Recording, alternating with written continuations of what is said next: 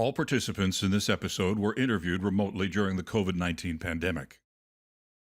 These are the stories There is a foundation out there that helps you get back into it.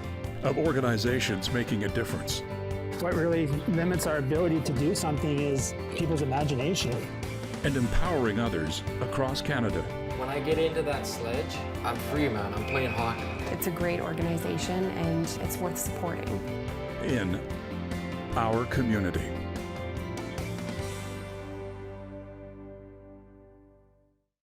More than 6 million Canadians live with a disability.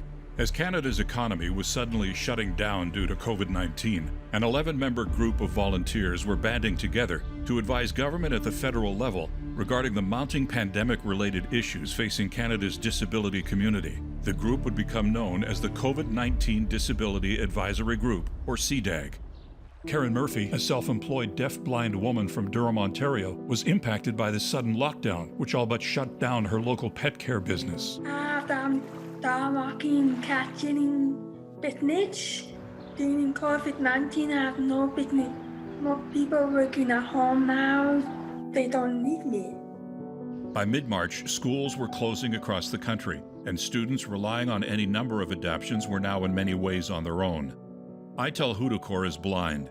He was in his final semester of high school in Montreal when his school switched to online learning. Some of my friends were like, oh, this is party time, this is so nice. But for me, it was like, how am I going to get my Sec 5 diploma?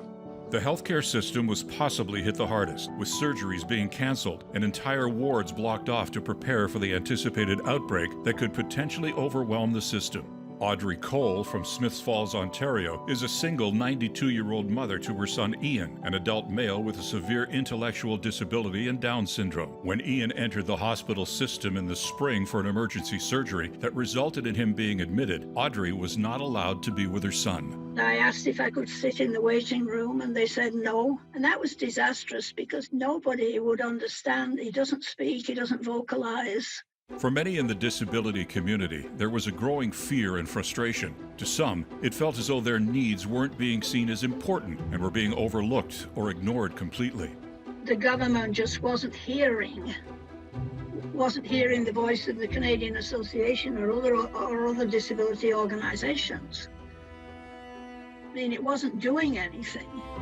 Federal Minister Carla Qualtrough quickly realized that issues and concerns for the disability community were numerous as a result of the pandemic, and that the government needed a way to stay informed on real-time issues.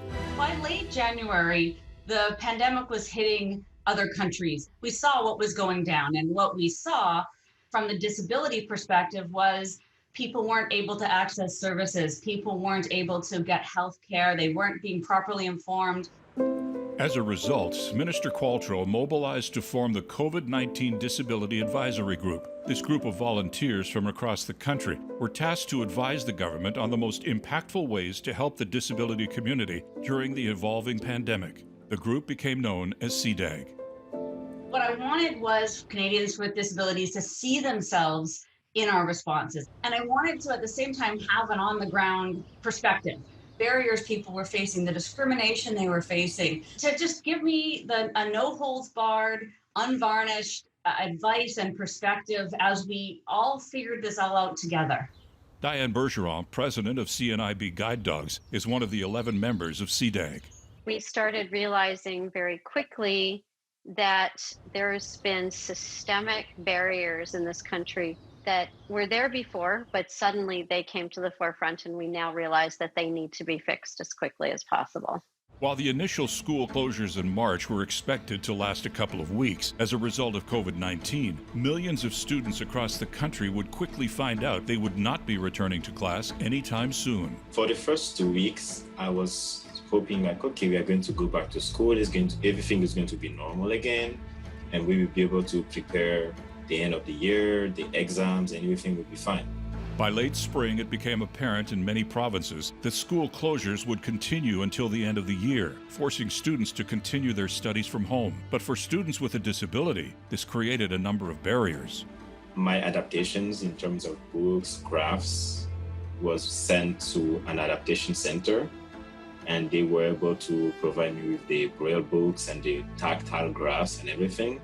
And I had my teachers and I had my attendant with me.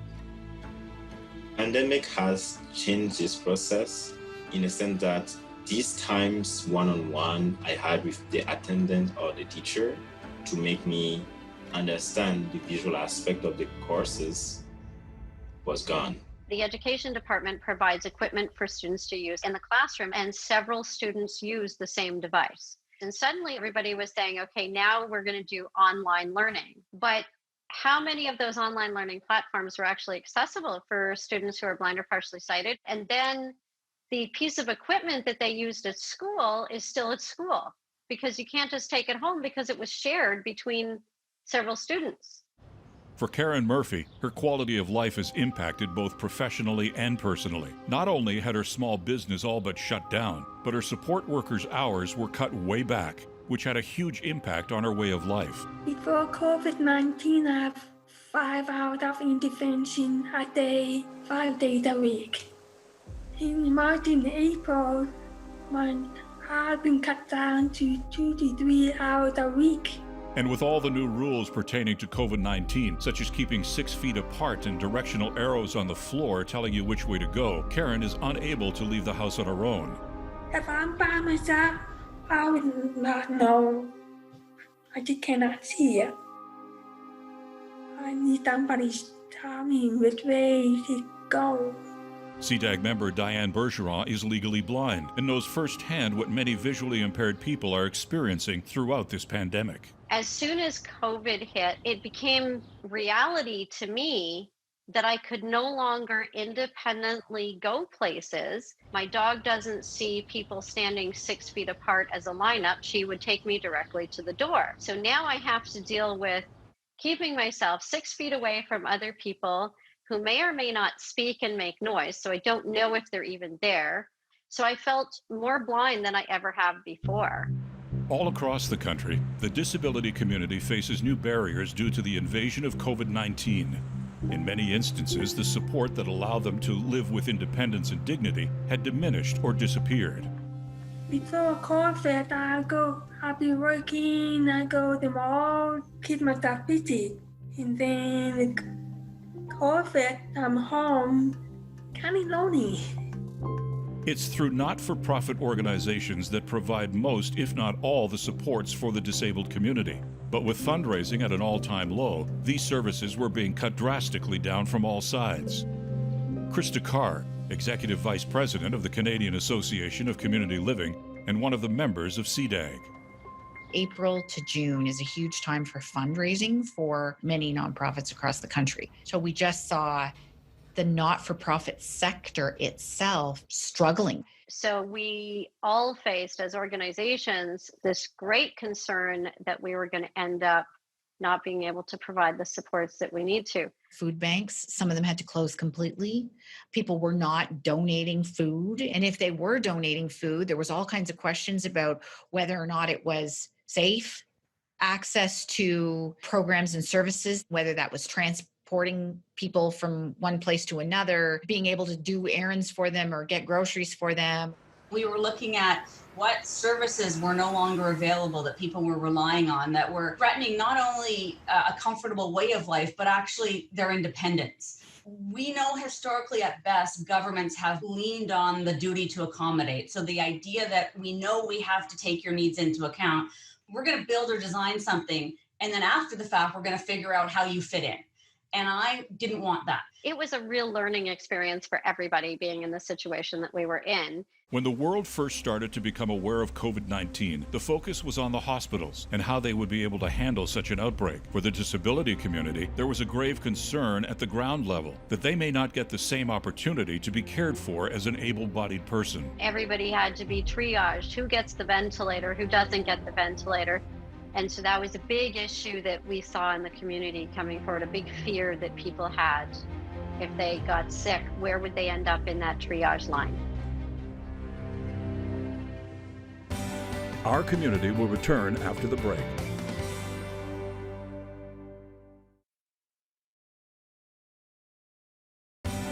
We now return to our community.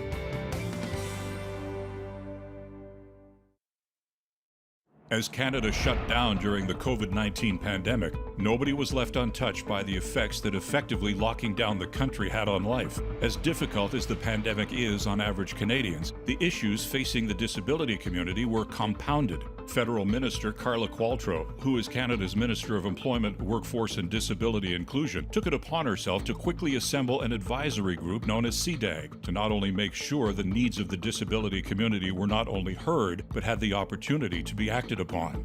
Healthcare became a major concern felt by all, but the disability community had an added fear that if they needed urgent care, they wouldn't be seen as important as an able-bodied person. In Canada, we don't have a practice of having policies that prefer one life over another when a certain set of circumstances exists. Now, people will probably challenge me on that because I think the lived experience is that actually does happen. Audrey has been looking out for her son Ian's well-being all his life due to Ian's intellectual disability and Down syndrome. Early on in the pandemic, Ian suffered a brain hemorrhage that required emergency surgery and a stay in the hospital. My son was suddenly taken ill, and what was discovered was a severe brain bleed, a hemorrhage. So he was immediately transferred from the local hospital. In emergencies, you're allowed to be with the person. In a dire emergency, the moment they were ready, I was asked to leave, and I asked if I could sit in the waiting room, and they said no. And if I came back the following day, I wouldn't be allowed on the premises. And that was disastrous because he has nobody would understand. He doesn't speak, he doesn't vocalize. It was very scary that week, 10 days that he was in. When he was improved enough to go back to the local hospital, obviously he requested to go in with him, but there was a definite no. I stayed there in the parking lot and I got on the phone with them, and it just hit me while I was on the phone that I think it was that morning I'd received the COVID-19 and people with disabilities in Canada document, and it just hit me that that was the solution. And I said to them, you can't refuse, because the federal government says that you have to allow somebody to be with Ian. Persons with disabilities have the right to have their supportive care person, whether family, friend or paid staff, with them in public, and especially so within the healthcare system. And that's all I read over to them. It was about 25 minutes or so that she called me back to say it was okay, one of us could come in with Ian. Krista Carr was essential to this document that the group was responsible for. We started working with Public Health Agency of Canada, so that's where Dr. Tam's office is, creating a guidance document that will go out to all the public health agencies in Canada. It had all kinds of information around what should be being done or what are the protocols that should be being followed when it comes to people with a disability in Canada as it relates to COVID-19. Ian's first hemorrhage in the spring was just the beginning of his stays in hospital during the pandemic. He suffered another brain hemorrhage a short month later, but this time he wouldn't have to be alone. The financial impact of COVID-19 on Canada's economy rippled across the country, and while most employed Canadians could access the emergency response benefit due to COVID-19, Karen Murphy and many others in the disability community were hit with the hard reality that not only did they not qualify for this benefit, but their cost of living went up significantly. I'm not receiving any financial support from the government by making less income to qualify. We expected, and it has borne out, that the first jobs that would be lost would be by people with disabilities, and potentially that their expenses would be significantly higher. There was so many extra costs to people with disabilities, having to take taxis or ride share because you're not able to get on the bus because you don't have your sighted assistance that you would normally have. Being able to access internet or Wi-Fi services free at coffee shops or libraries, all of those types of things quickly closed. CDAG was focused on ensuring that the bigger strain on the disability community was not ignored. That was the genesis of what ultimately ended up being a supplemental payment that will be paid to people with disabilities of $600 in recognition of these extra expenses. And while this is a positive win for the disability community, it also revealed that getting that money into the hands of those who needed it wasn't as easy as they'd hoped. The federal government didn't have a direct income relationship with all Canadians with a disability. Only people who were eligible for the disability tax credit or Canada Pension Plan disability or veterans with disabilities. And, you know, there are about 6 million Canadians with a disability. And if you add up those three categories in terms of who the federal government provides support to, it's like 1.6 or 1.7 million. One of the things that this pandemic has revealed is a lack of a federal government program or even ability to connect directly with its citizens with disabilities. And that's got to change. As summer was coming to an end while COVID raged onward, it was announced that at-home learning would be the new norm for many students. Students in high schools would alternate between in-classes and at-home learning, while colleges and universities would operate almost exclusively online. For 19-year-old Itel, heading into his first year of post-secondary education in pure and applied sciences, this new way of learning raised concerns. The issue is not all online platforms are accessible. This is going to put us behind the class, because if there are a lot of equations or things being noted online, I will have to wait for someone, either the teacher or the attendant, to explain that to me. We're opening up the classrooms again, which is phenomenal, but we're also providing options for students to do home learning. Some schools are saying they're going back to school 2 days a week in the classroom and 2 days a week from home. Fantastic. Who's going to get to take the Braille display home this week?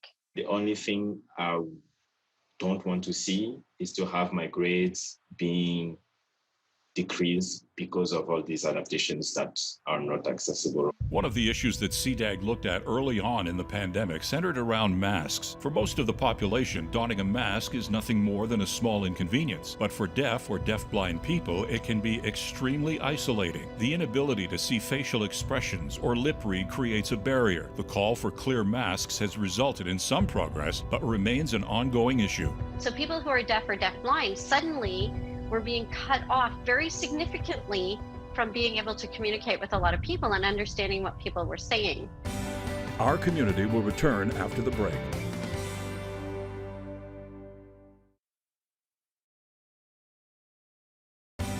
We now return to our community. When COVID-19 swept across the globe, ultimately shutting down economies, Canada's disability community was hit hard. A group of volunteers from across the country, known as the COVID-19 Disability Advisory Group, came together to advise government on the issues facing the disability community during the pandemic. Face masks, which would become mandatory in public spaces, were wreaking havoc for the blind and blind-deaf community, who rely on facial expressions and lip reading to communicate. So we put forward a request to have Health Canada approve a mask that has a clear front, and they got on it immediately. And now all of these organizations in Canada that are working with people who are blind or deafblind have access now to a clear mask, which is phenomenal. I like everybody with a clear mask because anybody with lip reading, it opened our world. Think of being an early childhood educator and working with kids with autism, for them to be able to see your face and for them to get that information meaningfully through a clear mask instead of not seeing you and barely even seeing your eyes. It's a big deal.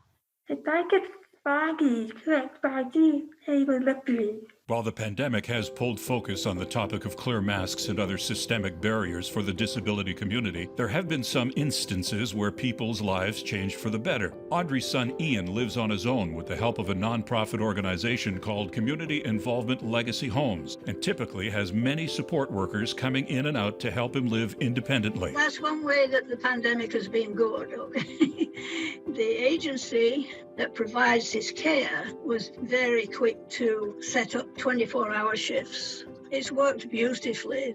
It's a much more comfortable kind of life. When the same people are around us more often and we get to know them and they get to know us, we all benefit because relationships are deepened. But the corresponding outcome has also been the heightened awareness of the value of care work in this country. I think a challenge for us going forward will be reimagining some of how we provide support to people.